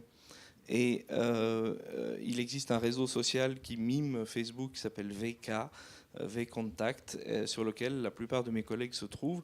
Et donc, c'est là, dans ce sous-domaine fermé, qu'ont lieu des interactions scientifiques. Et ça s'est compliqué encore dernièrement, parce que je travaille aussi sur l'Ukraine, et j'ai des collègues ukrainiens. Et la Russie a fermé l'accès à VK en Ukraine. Donc cette question d'être sur Twitter, pour moi, je trouve que c'est une opportunité fantastique, mais elle est contingente à l'esprit d'ouverture et à la perception qu'en ont les acteurs qui l'utilisent. Et donc, je serais évidemment plus satisfait avec un module plus ouvert. Je suis ni sur LinkedIn, ni sur Academia, ni sur ResearchGate. J'attends de voir des alternatives plus séduisantes et j'espère qu'elles viendront plutôt du monde de la recherche ou de la société civile. Oui, moi je suis vieux, donc j'utilise. Mon fils m'a inscrit sur Facebook, donc j'ai un compte Facebook que je consulte, où j'obtiens des informations qui sont, je trouve, tout à fait pertinentes. Mais ce que je voulais dire, en entendant des collègues parler de leur utilisation de Twitter, de Facebook ou des réseaux sociaux, je crois qu'il ne faut pas sous-estimer l'excitation qui est liée. Donc c'est un autre rapport, je pense, qui s'installe à ce que l'on fait, à la communauté de ceux qui participent. Donc je pense que c'est un inducteur motivationnel d'une certaine façon. Ça excite, ça crée un peu de l'effervescence dans le groupe. Et j'étais très intéressé, vous avez utilisé le mot « cool » dans votre exposé. Pardon Non, il ne faut pas vous excuser, mais je dis il y a un autre rapport, je pense, à la recherche dans l'utilisation, dans le passage par ces réseaux, que dans l'usage classique de la recherche, où on est seul, ou bien où on est dans une petite équipe de chercheurs. Donc je pense que c'est quelque chose qui contribue à une sorte d'effervescence de la recherche. Donc, j'ai vraiment pas de position moralisatrice par rapport à ça. Je trouve que c'est plutôt très bien parce que c'est, je dis, un inducteur motivationnel. Et bien sûr, on obtient des informations qu'on n'obtiendrait pas autrement. Je voudrais réagir sur plusieurs points. D'abord, le dernier, je n'aurais pas utilisé le terme inducteur motivationnel parce que je ne suis pas sociologue, mais je pense qu'en fait, c'est un aspect important, c'est que j'espère qu'on fait de la recherche parce qu'on aime ça. S'il y en a que ça embête de venir au labo le matin, je trouve très dommage. Donc, et c'est très peu perçu en dehors de nos laboratoires. Et je pense que de communiquer de manière effervescente, excitée, parfois pas très formelle, c'est important. C'est important de montrer à tout le monde, aux étudiants, au grand public, aux journalistes, que ce qu'on fait, on le fait parce que vraiment, c'est excitant de connaître le monde. Parfois, on a cette image qu'on fait ça pour contrôler le monde, ou parce qu'on est payé par l'industrie, ou parce qu'on est des scientistes qui veulent absolument détruire le rêve, ou je ne sais pas quoi. Et de montrer que non, on le fait parce que vraiment, c'est super intéressant, super cool, super amusant, et quand on dit « mais j'ai vu cette bestiole super bizarre qui a un génome bizarre, et regardez comme c'est cool, comme c'est génial », je pense que c'est important de montrer ça. Ensuite, je partage les soucis sur la fermeture de ces plateformes. Je pense que c'est un problème que finalement Twitter est tellement utilisé et que c'est une plateforme privée américaine. Et mon collègue parlait de problème avec la Russie. J'ai découvert, non seulement Twitter est interdit en Chine, mais j'ai découvert récemment que GitHub.com est interdit en Chine.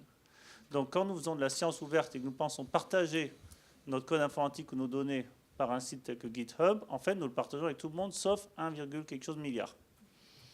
ce qui est un gros soft finalement. Et donc je pense que c'est effectivement une limitation de toutes ces approches. Ensuite, un réseau social ne marche que s'il est social. Donc il y a cette nouvelle alternative à Twitter qui est complètement ouverte et décentralisée, etc. J'ai essayé de m'y inscrire, mais il n'y a personne. Bon, voilà, je veux bien communiquer sur un réseau social où il n'y a personne, mais ce n'est pas très utile. Donc, finalement, comment moi, en tout cas, je concilie mon côté open access, Creative Commons et l'utilisation de Twitter, c'est que Twitter, je m'en sers que pour des choses immédiates, de dialogue. C'est très différent d'un article scientifique ou de mes données. Mes données sont ouvertes, mes articles sont ouverts, tout le monde peut y accéder.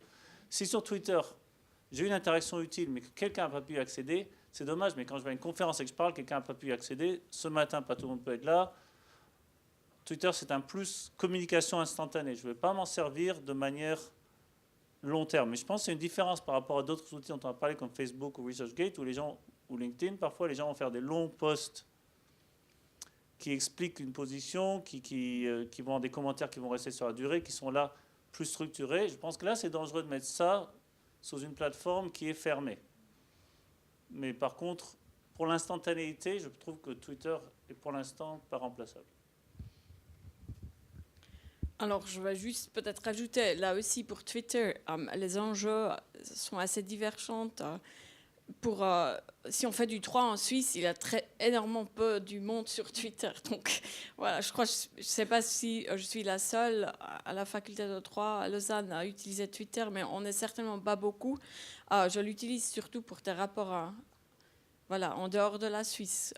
Là, j'ai vraiment eu des rapports très, très intéressants avec des gens qui ont lu mon livre, qui ont posé des questions. Et parfois, on a finalement eu une rencontre physique. Donc,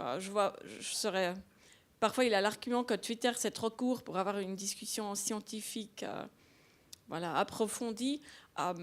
Ce n'est pas exactement vrai parce que ça ouvre des portes. Et puis ensuite, on peut faire un email ou un échange sur Skype pour vraiment approfondir. Et puis l'autre chose sur les réseaux fermés. Facebook, je l'utilise assez peu pour des raisons, pour tout ce qui est professionnel. Mais il y a une chose. Il y a en fait des groupes secrets, entre guillemets, parce que j'imagine Facebook connaît tout. Mais je fais partie d'un groupe secret de femmes en droit international public. On est plusieurs centaines de femmes et c'est un réseau absolument très, très important. Et il y a beaucoup de choses qui se passent. C'est un peu une communauté de femmes qui essayent d'avoir un peu plus de poids, parce que c'est quand même un domaine marqué par des inégalités du genre là aussi. Par exemple, hier, j'étais sollicitée pour faire une publication, mais je n'ai pas le temps. Donc, on peut aller sur ce groupe et puis dire qui aurait le temps de le faire en français jusqu'à ce délai assez court. Dans 1 heure, j'avais 3 noms que j'ai pu proposer à mes collègues qui cherchent désespérément à quelqu'un pour rédiger cet article.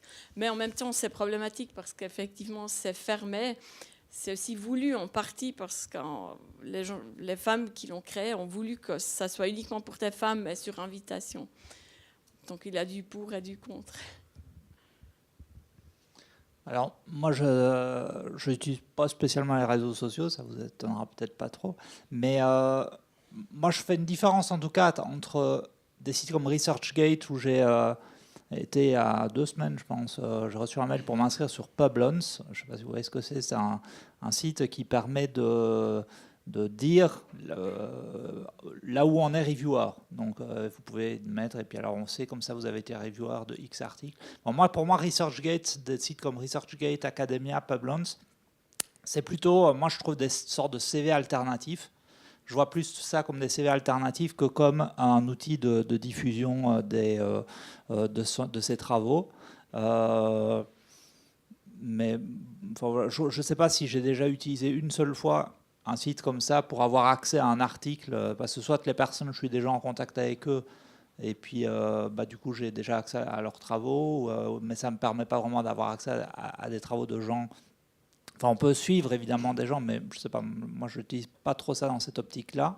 Après, des outils comme Twitter, moi je suis assez aussi un peu réservé sur ce type d'instrument. Alors c'est pas du tout par rapport au fait que ça ne permettrait pas une forme de complexité, ou je sais pas, où c'est trop limité en termes d'espace. Moi, par exemple, j'adore, vraiment, je suis totalement fan de cette présentation. Présenter votre thèse en 180 secondes, par exemple, moi, je trouve ça formidable. Alors, on pourrait dire que c'est un petit peu une forme de Twitter, mais moi, c'est plutôt le côté de la sorte de société de l'instantanéité, comme ça, moi, qui me rebute un petit peu.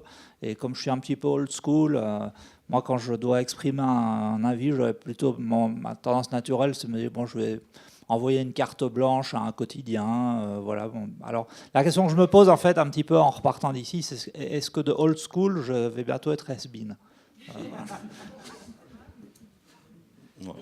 J'imagine pas, non. Moi, il y a une question qui m'est venue, et vous l'avez évoquée plusieurs fois dans vos présentations, c'est la question du temps qu'on peut passer sur les réseaux sociaux. Et personnellement, moi, j'ai un compte Twitter, mais je suis très mal chaussé comme le cordonnier. Je ne fais pas beaucoup de tweets, j'en fais un petit peu. Et je me dis, c'est parce que j'ai pas le temps. Peut-être je me mens à moi-même, j'ai peut-être plus de temps que ça, mais comment les gens qui tweetent font pour avoir du temps pour tweeter? Je ne sais pas si quelqu'un veut s'exprimer sur cette question. Alors, vous connaissez peut-être l'analogie, l'histoire que si on remplit un seau de cailloux, il reste de la place pour mettre du gravier. Puis quand on l'a rempli de gravier, il reste de la place pour mettre du sable. Mais si on avait d'abord mis le sable, on n'aurait pas pu mettre de cailloux ou de gravier. Donc, quelque part, Twitter, il faut l'utiliser comme le sable, le temps qui reste. Donc moi, j'utilise beaucoup Twitter, comme vous l'avez dit, mais je l'utilise, j'ai un téléphone, j'ai un ordinateur, je peux regarder les tweets pendant que je vais dans le couloir et puis voir un truc intéressant et le retweeter. Et ça m'a pris 0 temps parce que je devais aller d'un point à un autre dans le couloir de toute façon. Et ce n'était pas un temps très intéressant. Ce n'était pas comme si pendant ce temps, je lisais des posters sur les murs ou quelque chose. C'était un temps perdu. Selon les gens, il y a des gens qui sont plus ou moins bons pour se concentrer. Je ne devrais pas dire ça si les étudiants, mais moi je suis très mauvais pour me concentrer sur la durée. Donc, si je travaille longtemps, de toute façon, tous les demi-heures, je regarde par la fenêtre ou quelque chose. Alors, au lieu de regarder par la fenêtre, je regarde Twitter et c'est professionnellement intéressant. Et ça me prend à nouveau 1 seconde, parce que l'avantage de 180 caractères, c'est que ça se lit de manière instantanée. Il n'y a pas d'effort de lecture. On regarde, on voit, point. Donc pour moi, ça va dans le temps qui est en plus. 240 maintenant. Oui, 280. D'ailleurs, ça devient un peu moins... Justement, 280, pour moi, ça passe... Ceux qui sont trop longs, s'ils sont trop longs et que je suis occupé, je ne les lis pas. Voilà. Donc pour moi, le temps, il est comme ça. Et ensuite, c'est un temps qui, pour moi, est comparable. Par exemple, si je vais prendre un café, je rencontre un collègue, on commence une discussion intéressante et que je reste plus longtemps au coin café que prévu, c'est un temps qui n'était pas budgétisé, mais qui est intéressant. Ben pour moi, Twitter, si tout d'un coup, il démarre une discussion intéressante à laquelle je passe du temps, c'est très similaire, sauf que je ne suis pas contraint par qui géographiquement est dans le même bâtiment que moi. Donc j'entends rarement des gens qui me disent « j'ai pas le temps pour Twitter, mais je ne prends jamais de pause café ». Donc je pense que c'est le même genre de temps. Oui. Moi, je pourrais financer des projets de recherche sociologique sur ce monde. Je pense que ce serait très, très intéressant d'en étudier de manière différenciée les rythmes. Je crois qu'il y a une modification profonde du rythme du travail scientifique. À la fois, on a beaucoup parlé de l'accélération. Donc, il y a une obligation de répondre de plus en plus vite à un certain nombre d'injonctions. Et à côté de ça, donc ça c'est la question de la cadence en quelque sorte, et à côté de ça, il y a le multitâche, c'est-à-dire il faut faire de plus en plus de choses en même temps, donc il y a des enjeux de synchronisation des multiples activités que l'on est tenu de faire si on fait de la recherche. Et d'ailleurs, la pathologie dont je parlais, la pathologie du burn-out, est une pathologie du temps. Dans les années 50, les gens ils étaient névrosés. Dans les années 70, ils faisaient des dépressions. Maintenant, ils font des burn-out parce que je pense qu'il y a cette question de la confrontation à un rythme de travail.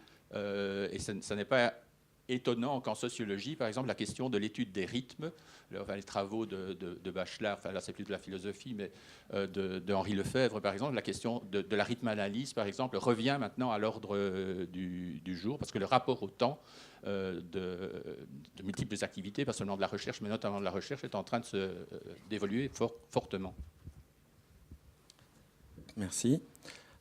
Encore par rapport au temps, est-ce qu'il y a quelqu'un qui a justement un sentiment un peu contraire Est-ce que c'est principalement pour ça que quelqu'un ne tweete pas, ou si c'est justement... Il y a eu d'évoquer le fait que quand on tweet, c'est pour soi-même, pour sa carrière. Est-ce que quelqu'un... Oui, disons, le conseil qui vaut pour Twitter, mais aussi pour les emails, c'est de désactiver toujours les notifications, parce qu'effectivement, c'est un bouffeur de temps, et une partie du travail du chercheur consiste, il me semble, à s'isoler et prendre le temps pendant 3 heures, de faire un travail ininterrompu sur une lecture ou pour réfléchir. Donc j'essaye de me limiter à un usage épisodique par moment, quelques fois par journée, 5 minutes, 10 minutes. Mais, eh bien, parfois, il y a ce sentiment communautaire qui nous prend, et on a vraiment l'impression de faire usage de participer à quelque chose d'utile socialement. Et là, c'est du temps effectivement non planifié que je passe avec plaisir et dans un esprit fun, effectivement. Voilà. Je vais juste réagir sur quelque chose que tu as dit. Tu as utilisé plusieurs fois des mots qui sont des variantes d'obligation. Et personnellement, je ne vois aucune obligation là-dedans. Donc, s'il y a quelque chose qui, dans le passé, a pu me stresser, me bouffer du temps, c'est l'email. L'email est vraiment présenté comme une obligation. On reçoit des emails auxquels on doit répondre. On en reçoit beaucoup, on les reçoit à une adresse qui est officielle, qui est institutionnelle. Et ça, pour moi, ça a été très difficile à un moment à gérer, et j'ai appris à le gérer, mais ça a vraiment été un problème. Twitter, jamais, parce que je n'ai aucune obligation. Si je ne tweete pas pendant une semaine, whatever, il n'y a pas... Personne ne me demande de tweeter, personne ne m'oblige à tweeter, personne ne me dit de répondre. Quand quelqu'un commence à... Il faut aussi être sans pitié. Donc, quand quelqu'un commence à interagir beaucoup avec moi sur Twitter d'une façon qui ne me paraît pas constructive, je masque. Il ne le sait même pas. Voilà. Et puis moi, j'entends plus parler. Alors peut-être qu'au bout d'un moment, il en a marre de crier, je ne sais pas. Donc, je ne vais pas perdre du temps là-dessus. Et puis, si il y a quelque chose auquel j'ai besoin de réagir après un temps de réflexion, eh ben, je réagirai après mon temps de réflexion. C'est moi qui guide mon rythme. Si j'ai envie de réagir 2 semaines plus tard, je réagis 2 semaines plus tard. Si quelque chose à dire tout de suite, je le dis tout de suite. Si je n'ai pas le temps de réagir, je ne réagis pas. Il n'y a rien de perdu. Twitter, je pense qu'il n'y a pas d'obligation, parce que si on y est, tout ce qu'on fait est en plus de si on n'y était pas. Donc si je réagis à une chose et pas à une autre, cette chose à laquelle j'ai réagi, c'est en plus par rapport à si je n'y étais pas. Mais il ne faut pas que je pense, mon Dieu, je n'ai pas réagi à ce truc-là, ou je n'ai pas répondu à un tel, ou je n'ai pas lu ça. Je ne lirai jamais tout. C'est impossible. Donc, ce n'est même pas la peine d'y penser. Je suis censé lire tous mes mails. Je ne suis pas censé lire tous les tweets. Donc, comme je n'ai aucun espoir d'y arriver, c'est beaucoup moins stressant pour moi. Donc, pour moi, Twitter, c'est absolument pas stressant parce qu'il n'y a aucune obligation. J'essaierai de ne pas faire de burn-out. Je n'ai aucune garantie là-dessus. On n'a pas l'impression que vous allez faire un burn-out. J'aimerais quand même poser peut-être une dernière question. Au vu de l'existant, au vu des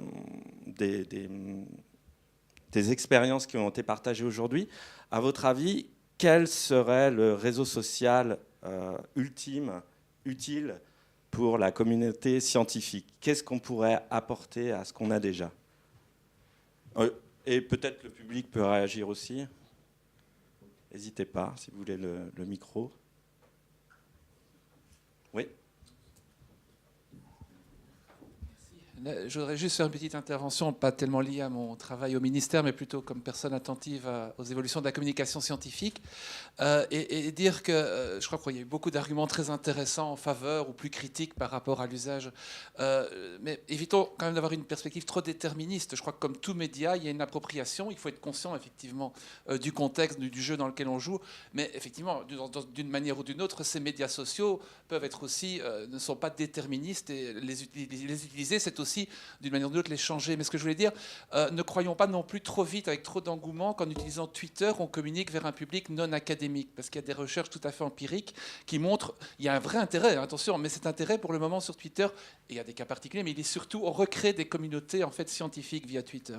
Et je veux juste dire qu'il y a un outil dont on n'a pas parlé, je ne dis pas que c'est le meilleur, il est très chronophage, mais où il y a un vrai lien avec les articles en open access, c'est de bloguer. Et des scientifiques qui ont des blogs, ça se prête assez bien à vulgariser et puis à mettre les liens vers ceux qui veulent aller plus loin, qui veulent voir la recherche, les données empiriques qu'il y a derrière ce qu'on affirme, ont l'occasion, là, par des liens. Et évidemment, c'est toujours plus chouette quand on lit un blog de ne pas tomber sur une porte fermée et de tomber sur un article en open access. Donc je crois que le blog, pour communiquer vers les publics non académiques, est parfois plus pertinent que les comptes Twitter. Mais j'adore Twitter, donc ce n'est pas une critique sur Twitter. J'ai l'impression de beaucoup prendre la parole, mais vous avez invité un bavard. Alors, j'ai beaucoup blogué. J'ai un blog en français pour le grand public qui fait partie d'une communauté de blogs scientifiques francophones, café-science.org. Et je blogue beaucoup moins maintenant. Et la raison, c'est que le public s'est déplacé et n'est plus sur les blogs. Donc, votre intervention, je pense, est moins pertinente aujourd'hui qu'elle ne l'aurait été il y a 3 ans. Et quand je discute avec d'autres personnes qui bloguent sur des sujets scientifiques, eux aussi bloguent beaucoup moins pour les mêmes raisons.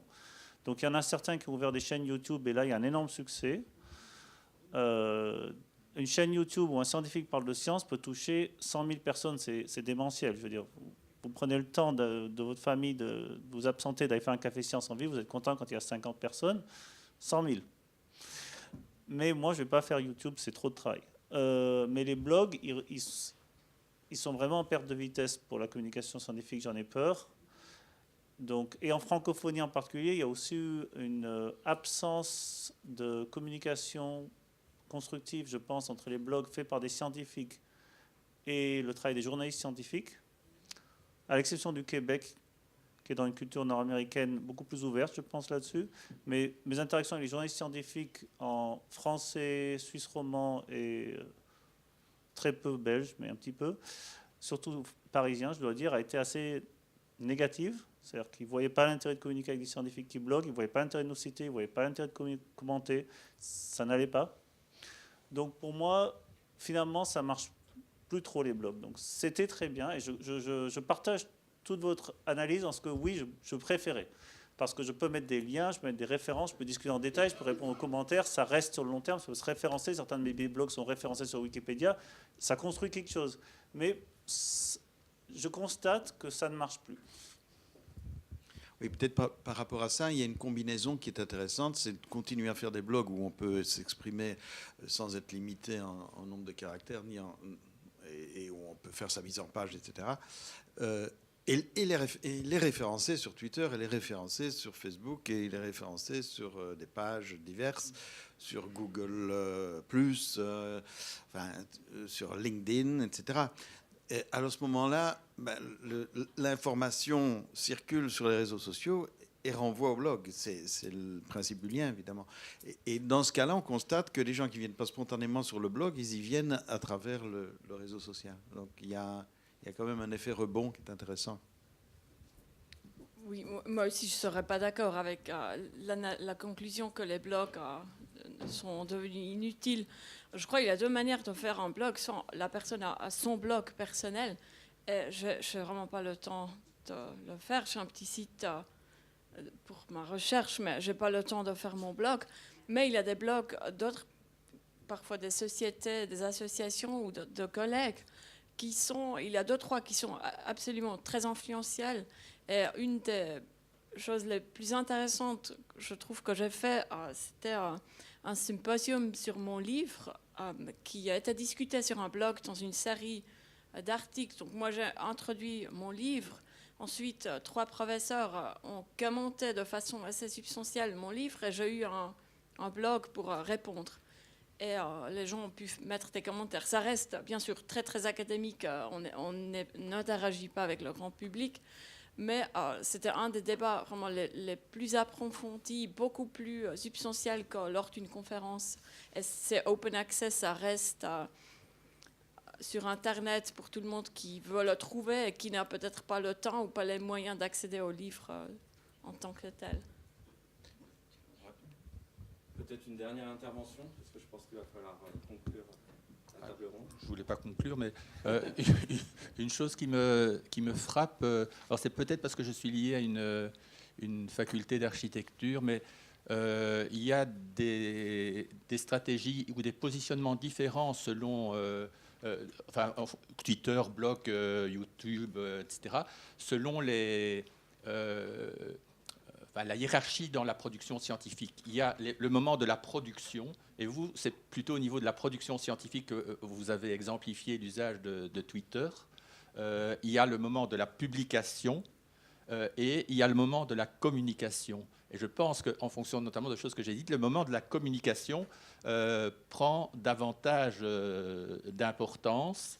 Et ce que je constate aussi à l'ULB, mais ailleurs, c'est une attention de plus en plus grande à l'esthétique de la communication. Donc l'envahissement, enfin je dis envahissement, non, je ne devrais pas dire ça parce que c'est péjoratif, mais la part prise par le design en quelque sorte de la recherche qui fait venir dans le monde de la recherche un certain nombre de profils qui n'y étaient pas présents auparavant. Donc des scénaristes, par exemple. Donc tout ce monde du design. Et ce n'est pas seulement dans le monde de la recherche, dans le monde des politiques publiques, par exemple, on voit de plus en plus de designers et il y a des masters en design des politiques publiques à l'heure actuelle. Oui, non. Même moi, je vais être obligé de donner les derniers mots de la fin. Je remercie tous les participants. Franchement, j'ai beaucoup aimé vos interventions. Je remercie le public pour les quelques questions aussi. Par rapport à ma question de l'outil de réseau social ultime, en fait, juste en vous écoutant, ça sera peut-être ma petite conclusion, est-ce que finalement, l'outil ultime, ce n'est pas quelque chose qu'on connaît, qui s'appelle le web. Voilà. Merci à tous.